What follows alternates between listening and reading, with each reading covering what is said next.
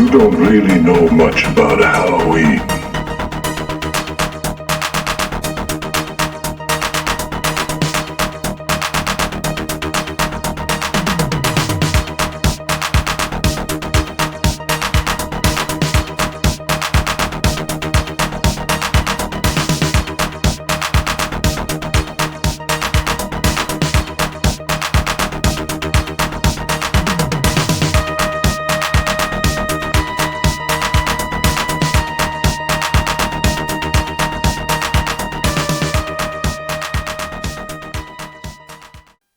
Hello everybody and welcome back to another unboxing video. I am your host Joel. I am one half of the Newlydeads.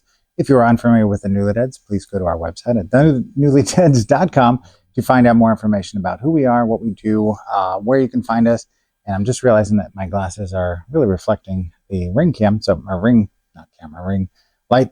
Anyway, so I'll try to stay out of that. Also, if you notice, I've got a friend of mine hanging out with us today. More on that at another time. Anyway, we are content creators as well as actual artists. We do about one show per year where we will sell our actual art.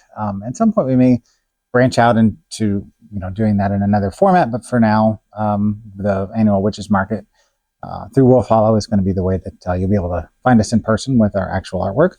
We also create other content, so if you found our YouTube channel, obviously you will see that we also have our Sinister Snack videos as well as our Dollar Store Drive-In Classics, which Dollar Store Drive-In is a half-hour chat show where we'll find a movie out in the wild, and then we will sit around, talk about it. I will heavily edit it to be hopefully a comedy show, something you might find amusing or entertaining. Those are the original episodes that have already aired on our networks, but then after that, they don't really exist in a rerun format for the most part, so we wanted to make sure those were readily accessible to anybody who might be interested in watching the old content. So if you'd like to check out the brand new episodes that air every Wednesday, they are available on these 4 networks that I'll put up on the screen here. If you have any questions, comments, or concerns about any of this, feel free to reach out to us at contact@thenewlydeads.com, and we would be happy to assist you as well as through our Facebook on there all the time, and I'm happy to provide assistance in any way that I can. So for this episode, we've got one big thing that we are talking about. That is the Shout Factory Blaxploitation Collection Volume 2. This is the Essentials set. And there's already a previous video for the Volume 1. And Volume 2 is released pretty quickly after Volume 1. So I haven't heard anything about Volume 3 yet, but I assume if these have done well, which I assume that they probably have, based on the titles that are inside, that they are going to continue with this, but we shall see. So in this, let's just go through one by one. So I'm going to dump them all out here. And, there's, as you can see, here's the box. Contains, poster art and information about that on the back. I don't know if you can see that or not.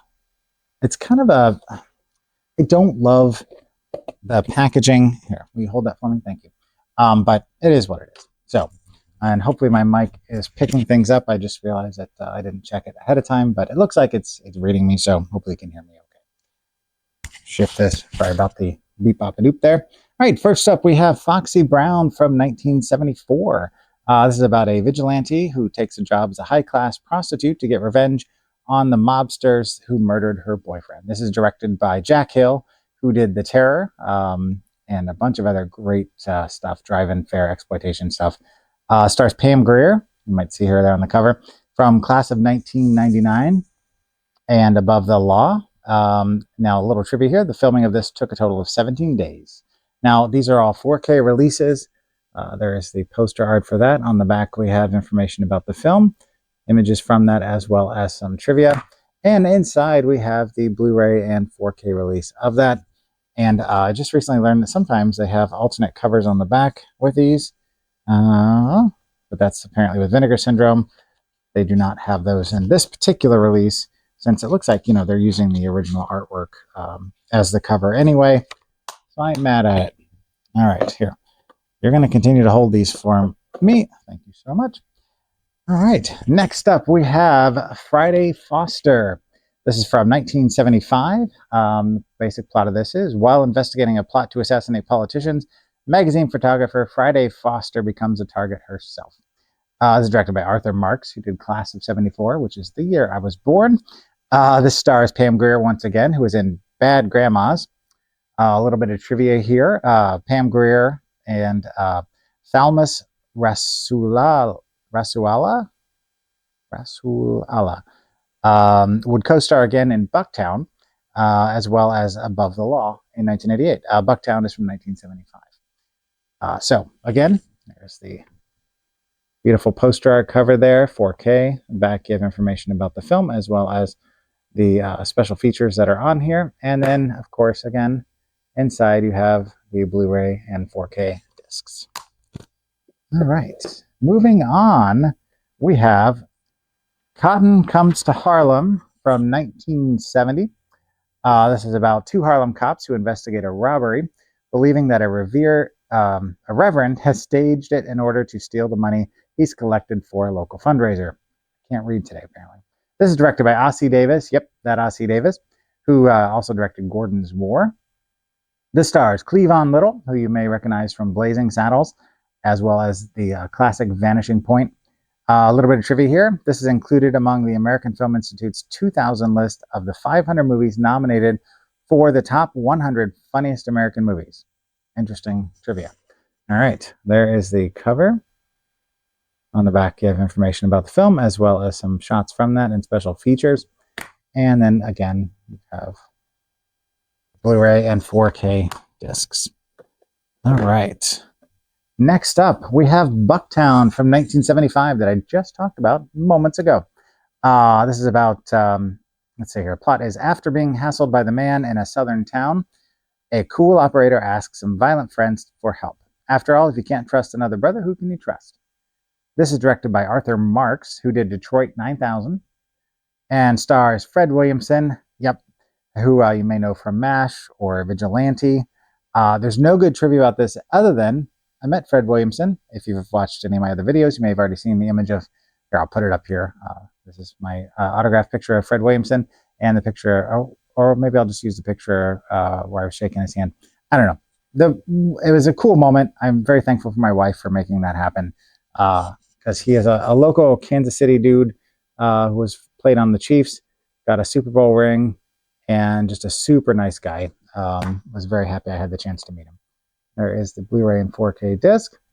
As you can see, there is a trend here. These are all pretty much the same format. Next up, we have Slaughter from 1972. This is about Slaughter, a former Green Beret who avenges the killing of loved ones by the mob, and in so doing is coerced by the feds into traveling to Mexico to finish off surviving mobsters. This is directed by Jack Starrett, who did Race with the Devil. The stars Jim Brown from Crack House, which was another recent Vinegar Syndrome release. A little bit of trivia here. This is one of Jim Brown's 3 favorite films he starred in. The other 2 are The Dirty Dozen from 1967 and Mars Attacks from 1996. All right. There is the cover. Love it. Back information as well as special features and some images from the film. And inside we've got the Blu-ray and 4K discs. And finally, last but not least, we have Slaughter's Big Ripoff from 1973. Vigilante Slaughter comes under attack from Duncan, a local money launderer whose hitman traps Slaughter in a car at a cliff, but Slaughter escapes, arms himself, and goes after Duncan's hideout. This is directed by Gordon Douglas, who did Robin and the Seven Hoods. The stars again, Jim Brown from The Running Man, as well as Ed McMahon, from The Tonight Show. He did 9,495 episodes, and he was also in Fun with Dick and Jane. A little bit of trivia here. The original score, composed and performed by James Brown and Fred Wesley, has been erased from all current versions of the film in the U.S. In its place is a poorly constructed temp score featuring source music from other 1973-era American international films such as Coffee. That is sad. I don't know why it doesn't say exactly what happened, but if I find out, I will add that here on the screen, but I didn't do any digging into it in the trivia there, so I don't know off the top of my head. Now, they didn't spend a lot, including a nice booklet or anything. I'm okay with that. I mean, the primary thing here is that you've got all the films in a nice sturdy box, and they can afford to collect them and release them so that, you know, we can make them a part of our various collections, because they are a part of film history and just some cool films. So I am excited to have them on the show. All right.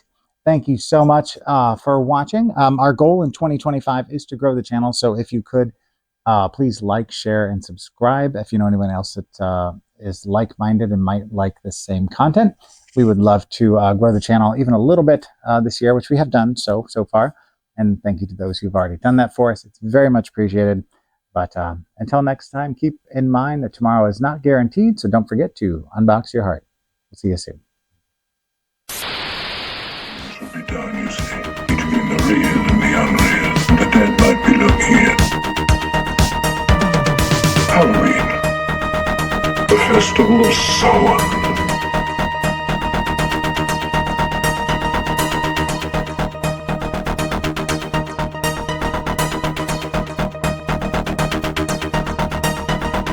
Happy Halloween.